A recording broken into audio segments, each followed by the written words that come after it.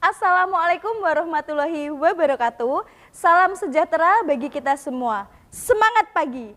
Apa kabar anak-anakku semua? Semoga sehat dan semangat selalu. Kita berjumpa kembali bersama saya, Ibu Putri Ernawati, pada layanan bimbingan dan konseling. Anak-anakku, pada video pembelajaran kali ini, kita akan membahas tentang materi kesehatan reproduksi.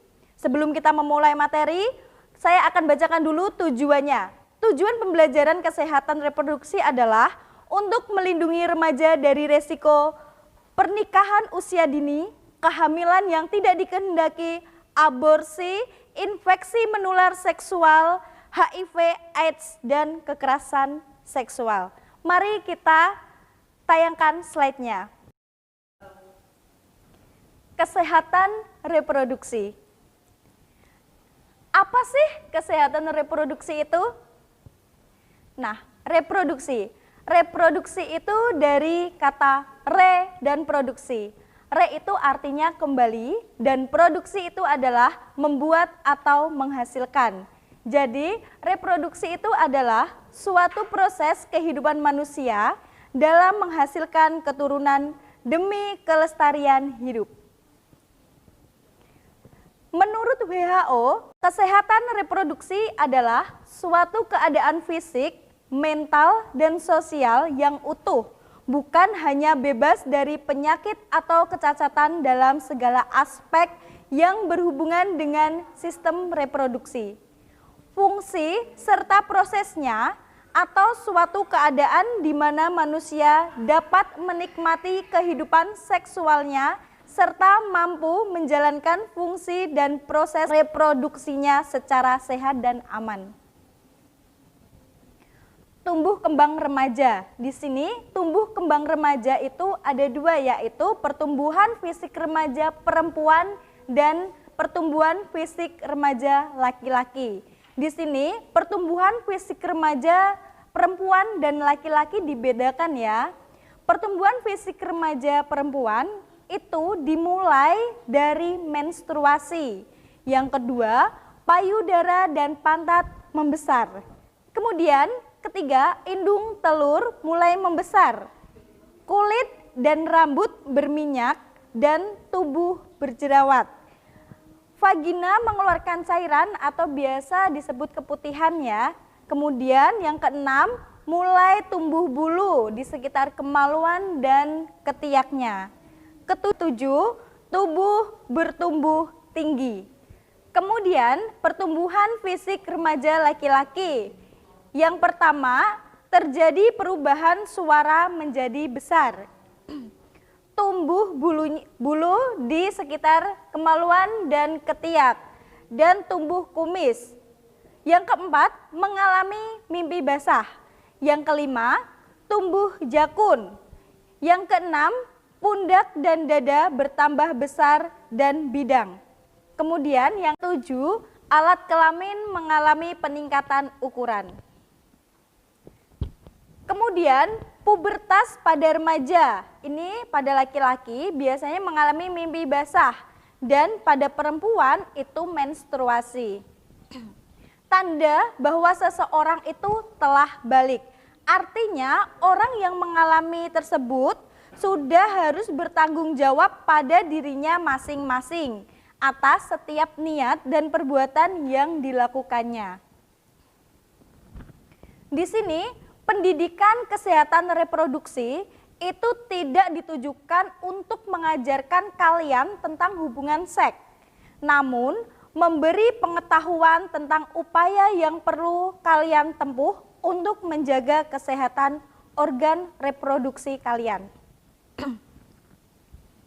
Setiap remaja mempunyai hak untuk mendapatkan akses dan informasi tentang kesehatan reproduksi berupa pendidikan seks.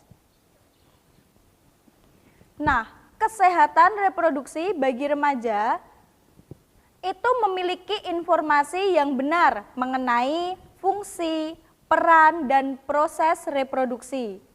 Kemudian, memiliki sikap serta tingkah laku yang bertanggung jawab mengenai proses reproduksi.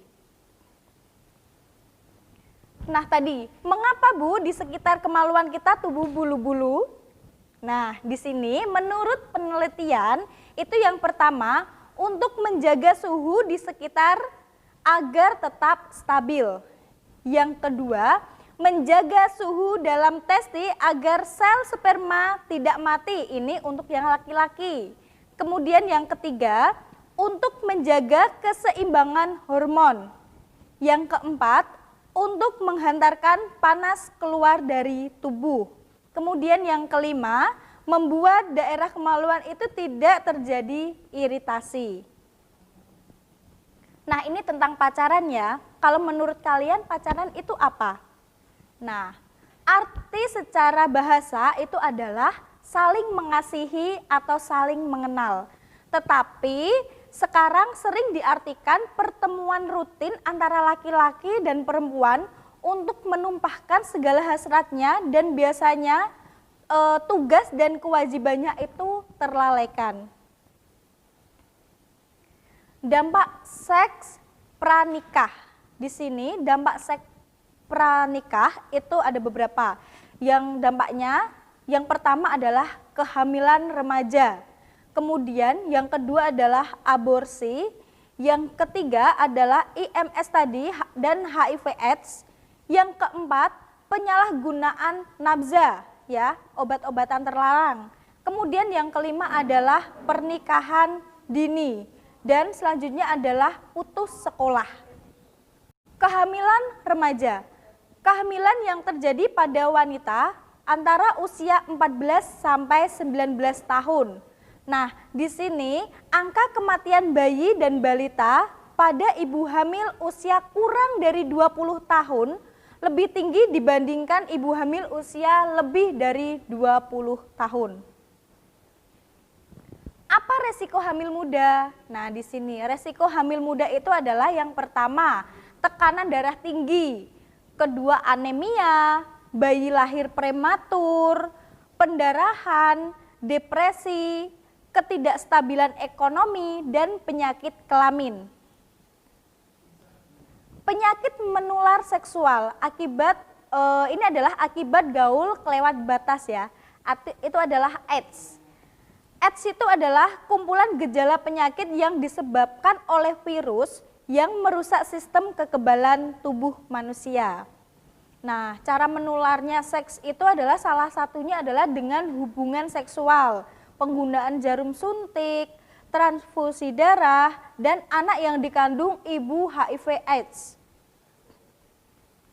Di sini yang terakhir, ibu akan memberikan cara membersihkan alat kelamin yang benar. Nah, ini beda ya antara laki-laki dan perempuan. Yang perempuan itu adalah yang pertama, tidak memerlukan banyak sabun. Yang kedua, bersihkan dari bagian depan ke belakang. Kemudian yang ketiga, bersihkan lipatan-lipatan kulit setelah buang air, ya, buang air kecil atau buang air besar. Keempat, keringkan setelah buang air. Yang kelima, jangan pernah menyemprotkan parfum ke daerah V. Kemudian selanjutnya adalah mengganti celana minimal 2 kali sehari atau bila basah. Untuk anak laki-laki, cara membersihkan alat kelamin yang benar adalah yang pertama, bersihkan alat kelamin setelah buang air. Kemudian, pakai celana dalam dan luar yang tidak ketat. Kemudian yang ketiga adalah cuci tangan sebelum dan sesudah buang air. Itulah tadi materi yang Ibu berikan. Wassalamualaikum warahmatullahi wabarakatuh.